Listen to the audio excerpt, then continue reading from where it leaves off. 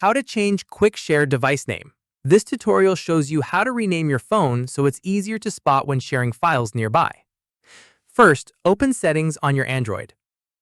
After that, tap on Advanced Features from the list. Let me show you. From there, tap on Quick Share to open its settings. At this point, look for the device name shown at the top of the page. In the next step, tap on it to edit the name. Following this, clear the existing name and type in the new name you want for your device.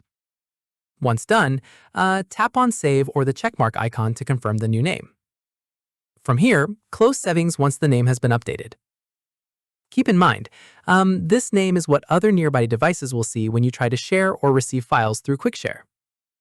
Finally, come back to the same menu anytime you want to change the device name again. And that's it. If this guide helped you change QuickShare device name, give it a like, subscribe for more Android tutorials, and tap the bell icon for updates. See you in the next